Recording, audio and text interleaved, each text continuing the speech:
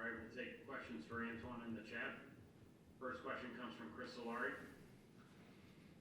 Antjuan, I asked Peyton this, if any of you guys did you feel like or see this coming this week, knowing Ohio State's circumstances? No, we go in every game expecting to win. You don't go in the game expecting to lose or lose in that fashion. We showed up. We played. We practiced all week. We had a good week of practice. Just didn't get the result we wanted. What was the difference between last week and the run defense in particular, and being able to shut down Northwestern versus this week against Ohio State? The quarterback was able to get out, make plays, zone read. I think the quarterback took that. That was quite a bit of chunk of yards just on that one play alone. And then we had a few misfit problems. So when you misfit, when you don't do your job, when you're not sound, that's what happens. So yeah. Next question is from Stephen Brooks. Hey, Antjuan, how would you describe the challenge of defending Justin Fields with all that he's able to do? And there was a couple times today where even initially they might have messed some things up and ended up in a positive play for him one way or another. But just in general, your opinion of the challenge of defending a guy like that with his skill set? You just do your job. You don't do anything extra. You don't do anything less. You just do your job. If he comes to you, you wrap him up, you take him down. And if not, you just got to do your job. That's what every player, you know what I'm saying, is. There's no secret trick or secret play or coverage you can run to stop really good players. You just do your job. You run to the ball and you hit. You know what I mean? And we didn't. I feel we didn't do those today. Thank you. Next question is from Matt Wenzel. Antjuan, Melo talked about after the game, no 24-hour rule that you guys need to immediately start reviewing this film and preparing for Penn State. I was wondering, how do you go about that? Just that spike change. He's obviously not as happy and wants you guys to turn it around and do it quickly. I definitely agree with him. This is one of those ones where you just got to soak it up and really just absorb it. You go straight to the film and you watch it right afterwards, and you let it marinate. If you're mad about how you played, be mad. You know what I'm saying? Figure out what you need to do, what you didn't do right, and deal with it. Don't sit there and pout and be like, I didn't do this, or I get it next week, or I'll fix it in practice. No. Let those emotions just sit in and marinate, and then come tomorrow with the right mindset, ready to just move on. And obviously, being a weird year, this would have been senior day, your last scheduled game at home. How much did you think about that going in as a senior with nothing else on the schedule here? And obviously, all players get that extra year if they want it. Everybody is a individual decision, but how much did all that go into your thought process today? Not thinking about it. I just wanted to show up and play, give it my all, and try to put my team in position to win a game.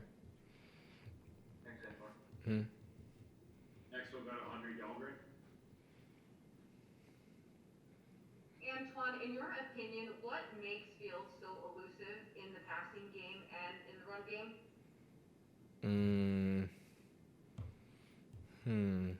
He can run and he can pass. It's pretty hard to stop quarterbacks who can do both. Usually if you get a guy who stays in the pocket, you want to blitz him, force him outside the pocket, make him a little uncomfortable. But a guy like Fields, you don't want that guy running all over the field. You want to have controlled rushes. You want to be sound in your rush. If you have the edge, you want to protect that edge. And if you're responsible for him, whether it's a spy or whether you're drop back and cut, whether you're in coverage and you can come off and come up and make a play on him, you just got to do those things. Just believe in yourself, believing in your technique. That's really the only thing you can do. Like I said, when you're playing against good players, There's no magic trick. There's no secret coverage. There's no extra stuff you can do. You can just do your job, play sound, and make plays. If he comes to you, you got to make that play. You know what I mean? It's just how it is. It's just a game of football. Yeah. Thank you. Mm-hmm. All right, and our last question comes from Chris Solari. Antjuan, you were part of that 2017 game down in Columbus. They kind of had a similar game where they blew you guys out. You guys came back and won the next three. What lessons do you take from that in moving forward from a game like this? Like I said, you just let a game like this marinate. If you're a younger guy, you're a guy coming back next year. You just really soak it in and really take a mental note of how this game turned out, what happened throughout the entirety of the game. You let that marinate. You put that in the back of your memory, and you come back. First you come in tomorrow ready to work and get through this week and whatever comes after that. But when the off season comes, is you circle that one and say, this is one of the ones we want. I feel like every game, with the games that got out of our hands, I feel like it was on us. It wasn't on the other teams doing anything spectacular.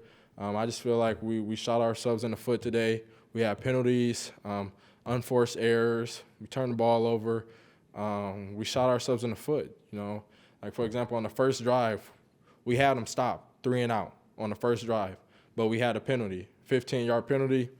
When teams get